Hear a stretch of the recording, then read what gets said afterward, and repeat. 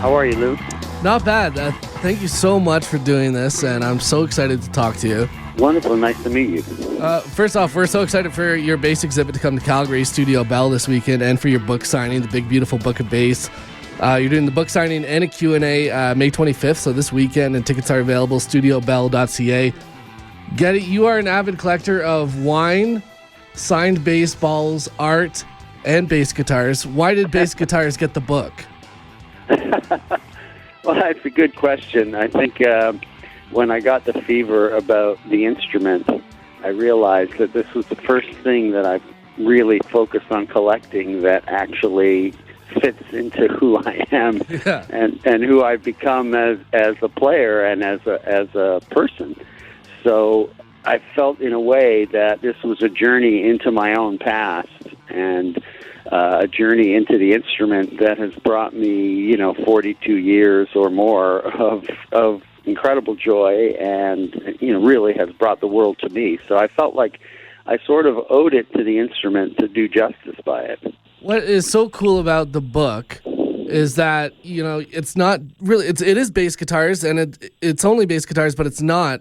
You have history, you have, science and technology of the actual instrument, culture, and then just, artists talking about what it means to them. And there's just so much going on in this book. Comedians often say that when they go to a party, they're uncomfortable until they find other comedians to talk to. Are you like that with bassists? Not really. I have a lot of interests. And the one great thing about collecting is that whatever it is that you turn your gaze toward, it becomes a window that opens into a culture and into so many other fascinating things. And, you put me at a party, and if somebody has something interesting to talk about, I'm all over it. It doesn't really matter what it is. No matter, yeah. So for me, this journey, opened up so many touchstones of things I was already interested in. I'm an avid traveler. I go around the world walking, and my wife and I are big travelers.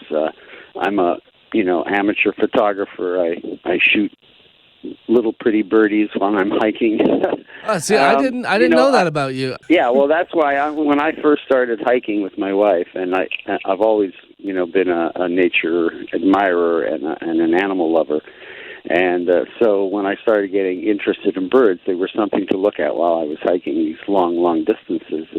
And as I started bird spotting, I decided I needed a better form of identifying these birds. So I started bringing a camera with a long lens purely for identification purposes. Yeah. But the more I got into it, the more I, which is sort of into my nature, I wanted to make these photographs better, and then I got the bug to be a bird photographer. But anyway, that's a whole other subject. But I could talk about that for hours. The big, beautiful book of birds is on its way. Yeah, exactly.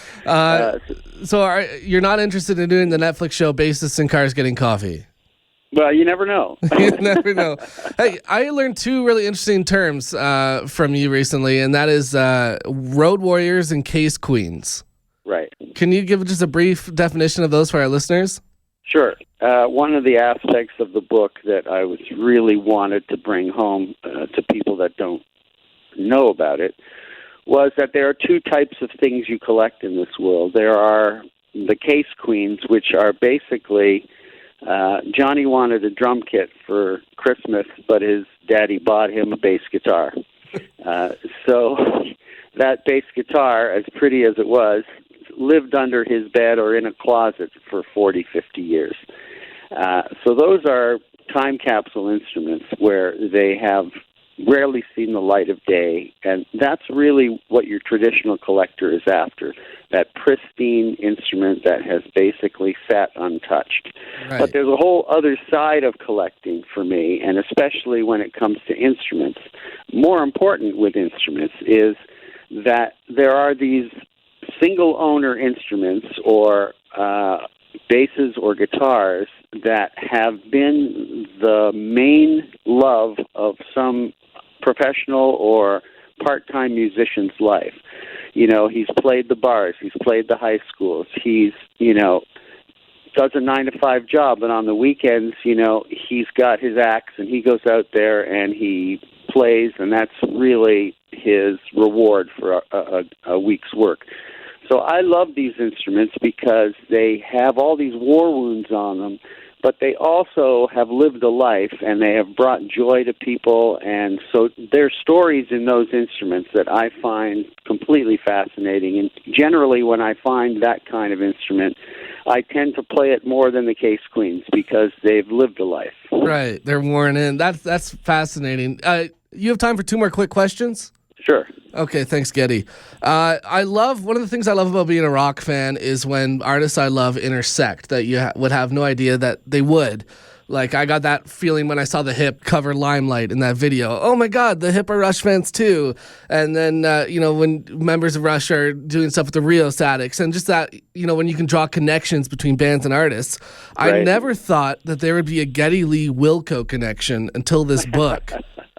How did that happen? And I was so excited about it. I've always been a fan of their music, but more importantly, I was very aware of Jeff Tweedy and his gang of collectors and this place they call The Loft. The Loft, Chicago. Yeah, it's amazing. And then they do sales, and they sell instruments that they aren't using. Yeah, no, for sure. And he has got the bug. We share the same disease, right?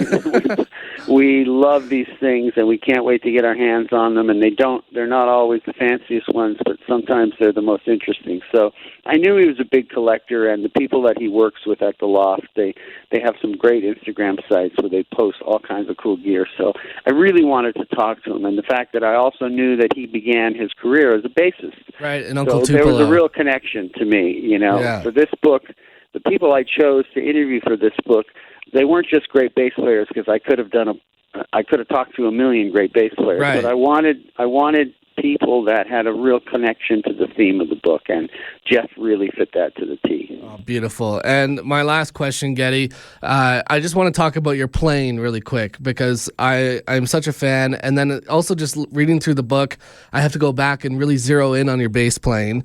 And I could pull many, many, many examples, but I'm just going to use subdivisions for this example. The little bass fill you do before the chorus. Do you know what I'm talking about? Yeah. And I think it's maybe 3 seconds, and I don't know how many notes you're hitting. It sounds like maybe 15 or 20. And I'm just curious, what was it inside of you that made you write those complex little riffs that only are just seconds? Why do you not make it easy, if that makes sense? Well, for me, that was a period where I was switching back and forth from keyboards to bass. And me as a bass player, we're starting to get a little frustrated by having to do more than one gig, because in my heart of hearts, all I want to do is play the bass. I'd rather play the bass than sing. I'd rather play the bass than keys than anything. I'd be very happy just to be a bass player. So when I got off the keyboards and the chorus was coming, and I knew that I had a moment to get that, as my friend Les Claypool calls it, that 4-string piece of furniture back in my hand, I wanted to make a statement with it. It's like, yes, wow. That was a big release for me. To write that sort of intro to the chorus. That was not an answer I was expecting. That's really interesting, because your bass guitar real estate was getting shortened in that song. You had to make the most out of it in your little bass windows. Yeah, exactly. Geddy, that is amazing. This has been such a joy to talk to you, man.